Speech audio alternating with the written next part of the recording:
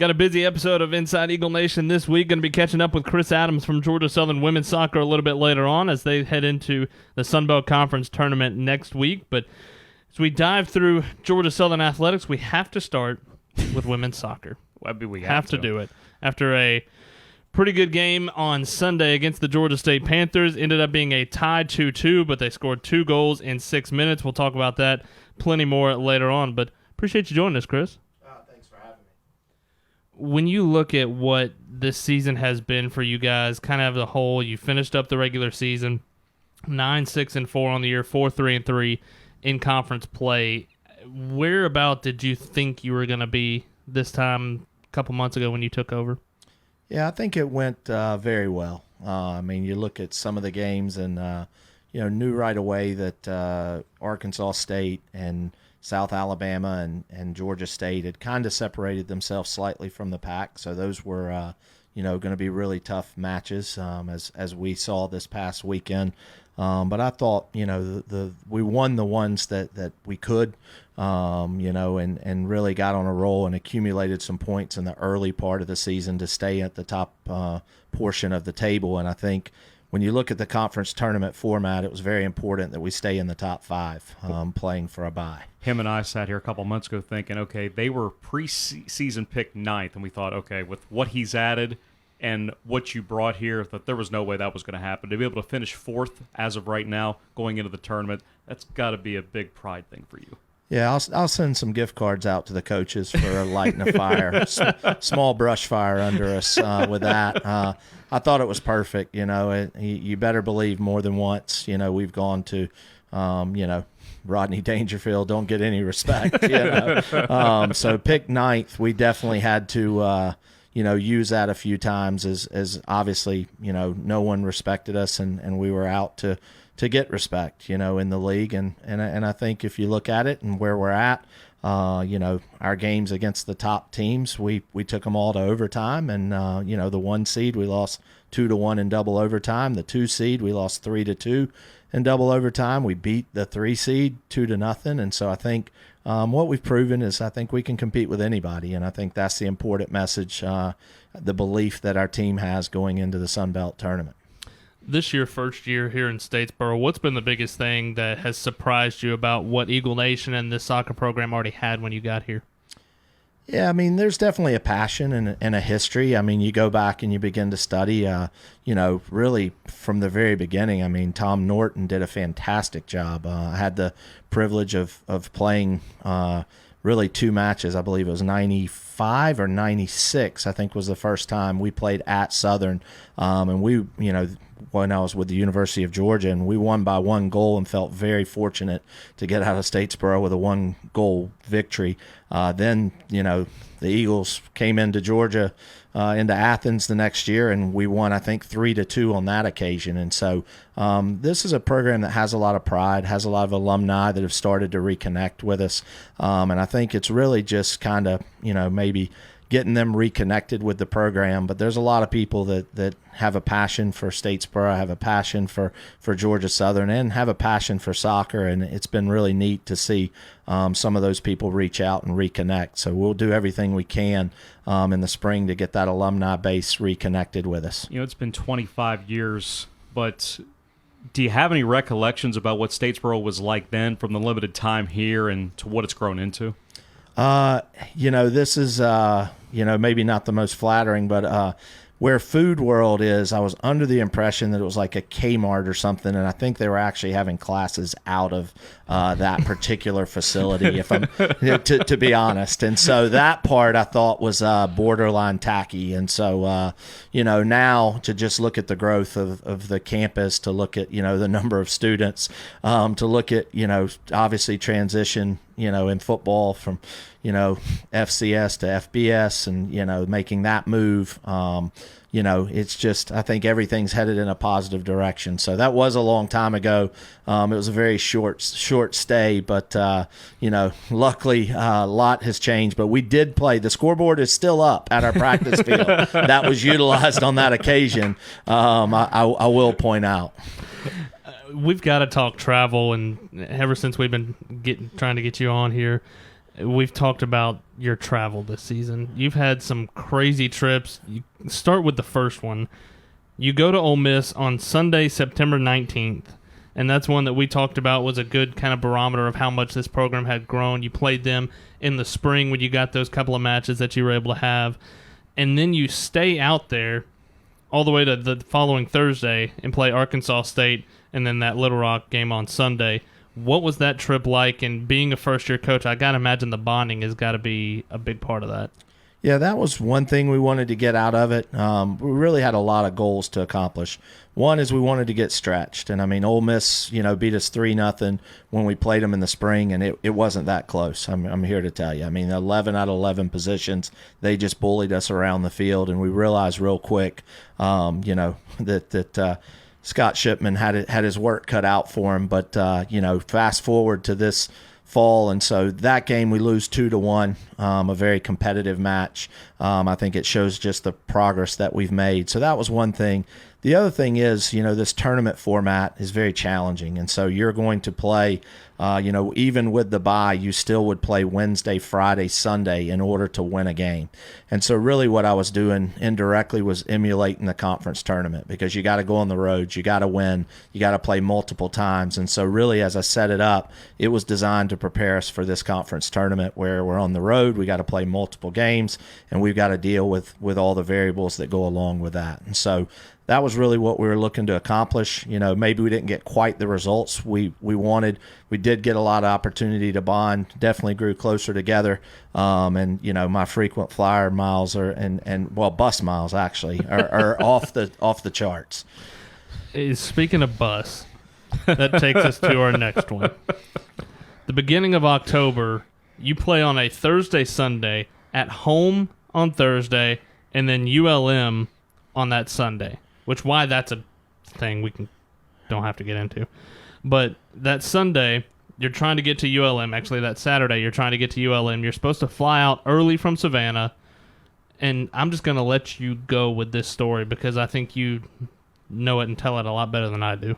Well, when you're got a 6 a.m. flight, you got to be at the airport pretty early. When the bus driver oversleeps, you don't make it to the airport quite in the timeliest of fashion.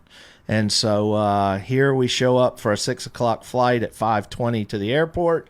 Are not allowed to get on our flight. I guess just the all the volume from the 12 gates at the Savannah airport was just, security. You can imagine how busy security is at a small airport at that time of day. But for whatever reason, they chose not to accommodate us and not allow us to get on that flight, only being 40 minutes before. Then they come back and proceed with a scroll of papers to say there's no way for us to get you to Monroe, Louisiana today. You're going to have to find another way to get there. So 5:30 in the morning, I'm brainstorming. Good morning to you. Yeah, good morning for sure. I'm brainstorming away and, have a couple different alternatives, rent some vehicles and drive ourselves, which was not a real attractive plan. And then get Chris Davis on the horn and get him brainstorming with me a little after 6 that morning. Well, he's already been up for 7 hours at that point. So yeah, for sure. The guy doesn't sleep. But so all of a sudden, a few things come together where, a bus is actually heading towards the airport to take the team that had played against Tormenta the previous night, Omaha, to the airport in like an hour and a half. We're going to get on this bus from Omaha. When the Omaha group drops off, we're going to get on this bus, and then another person is cleaning a bus for us. And then, there's no drivers because 43 buses were out for high school football the previous night. So now they have to find a driver. Well, luckily, Roger Inman comes to the rescue, and he's over tailgating because it's a home football day. And so Roger agrees to take us to Monroe, Louisiana. So I proceed to put that in my phone, and it says 11 hours and 9 minutes from the Savannah airport. So a joyous drive. And, the bus driver rules are you can drive 10 hours in a 15-hour day. So Roger has to meet us, down the road a ways. And so we pick Roger up and meet him in Dublin. And the guy that had dropped off the soccer team for Tormenta proceeds to take us to the bus depot, change to the cleaned out bus, drive us to Dublin, and then him and Roger swap out, and Roger takes us the rest of the way. So we arrive pretty late that night. Central Time, I think it was 9 or 10, I think, that night. We had moved the game up to accommodate our flights. And so basically we were playing at 11 a.m. Central Time. So we got in 10 or 11 o'clock.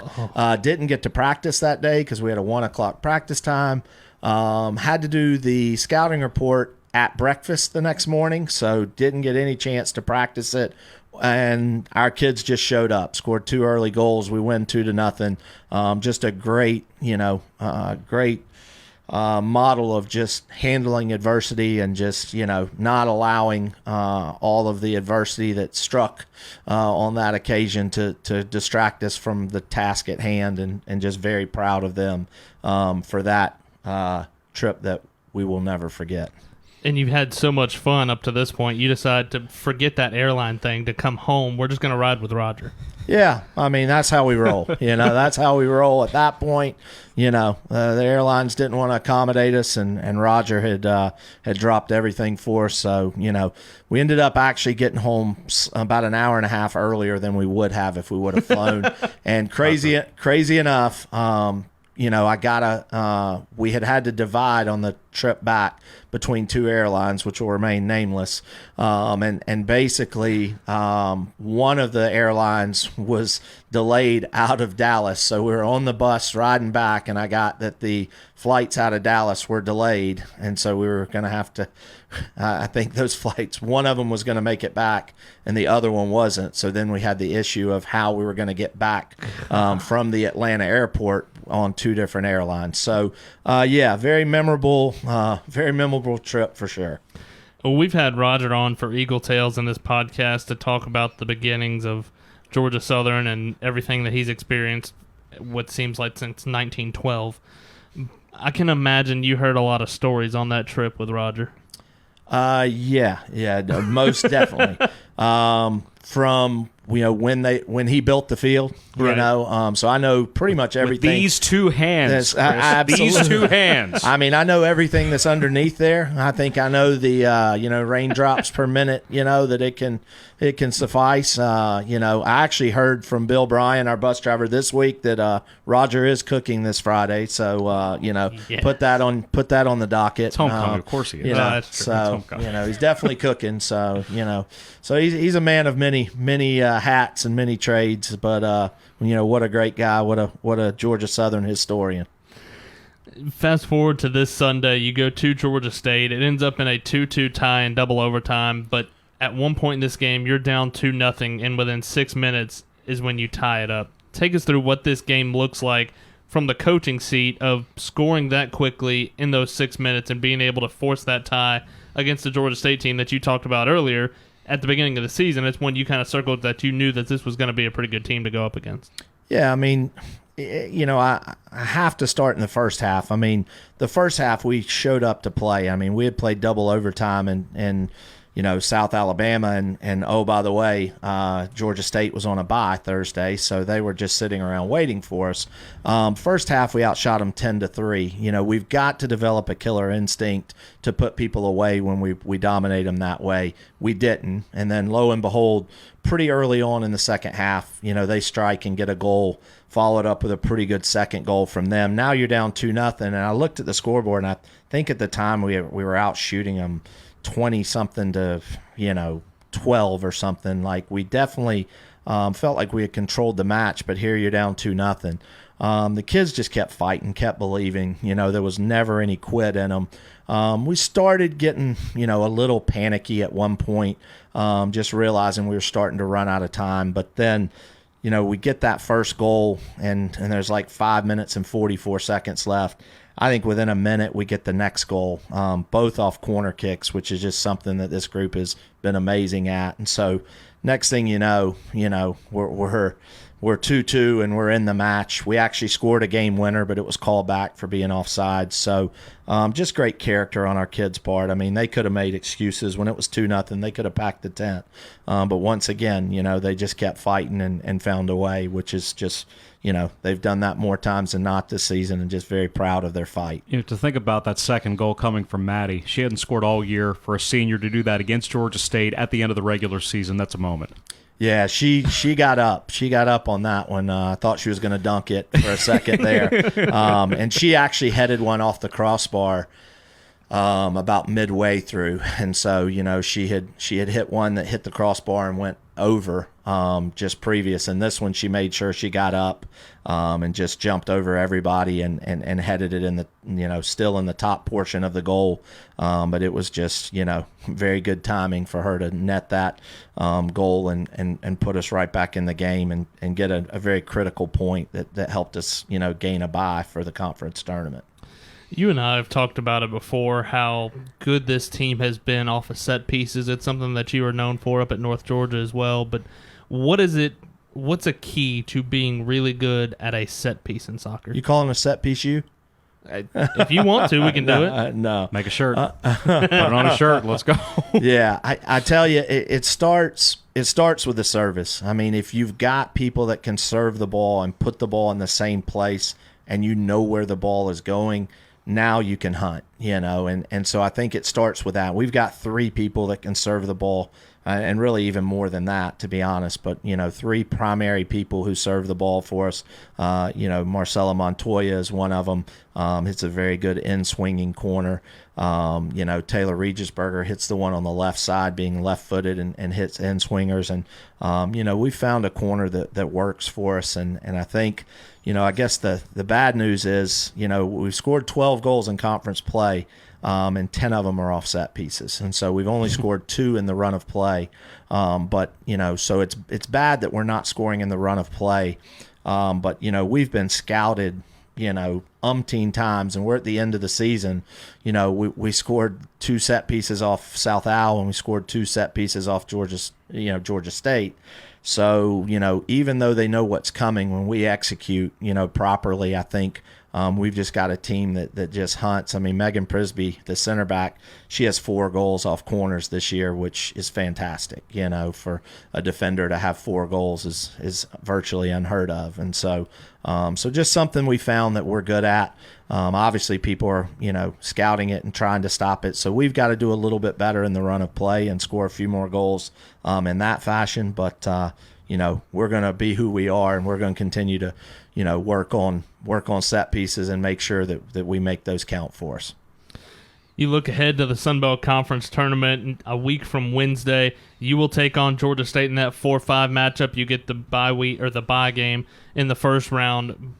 The whole bracket's not necessarily firmed up yet. You still have one more game, ULM and Troy, coming up this Thursday before everything gets announced and everything is formalized. But that a week from Wednesday, you'll be taking on Georgia State again in that 4-5 game.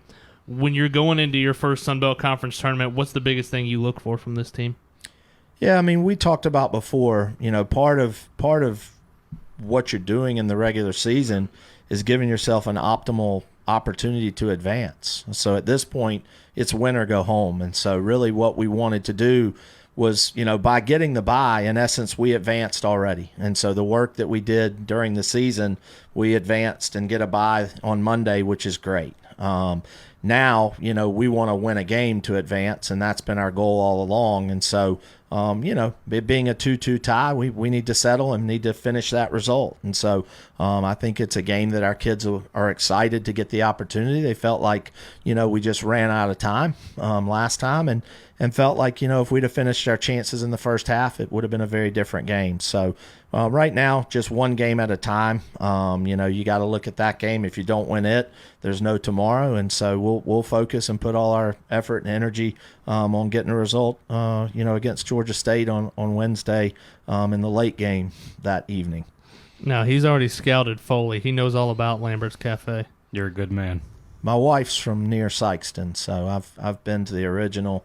I've caught a mini roll. I mean, caught a roll or two in your day. Yeah. Fat guys don't fail cooking. Amen to that. Chris, really appreciate your time. Congratulations on what has been a really good year for this Georgia Southern women's soccer team, and really congratulations and good luck going forward in the Sun Belt Tourney. Yeah, thanks to you guys, all the publicity and pub. We appreciate it, and hail Southern, go Eagles. Really good to be able to talk to some really good people, and Chris Adam definitely falls into that one. Well, especially someone that is so well versed in Lambert's Cafe. I mean, when somebody knows Lambert's, because we had to educate Chad Willis on it when they were going to Foley for the Sun Belt Tournament. And he was very accepting to No, it. 100%. He bought in. Yeah. He bought in quickly, but he had to be educated. But see, they got to play the checkers. They got to play checkers first after putting your name on a list and waiting for 45 minutes. Oh, that's right. I forgot about the life-size checkers. While it was raining, so we had to make sure we had... I think I still have that picture on my phone. We had to make sure we had weather clearance to play our game of checkers. Well, multiple games of checkers. Then we got in just so much... I want to say every license plate you could imagine. Just huge inside. And when they say they throw the dinner rolls at you, they throw the dinner rolls at you. This is not a toss. This isn't a gentle little... Okay, here. And these aren't wiffle balls. These are dense. No, these are softballs. So you need some mitts to be able to hang on to these. I'm not talking. You might need a literal catcher's mitt, but at the same time, you need to make sure your hands are ready to get what they're throwing at you.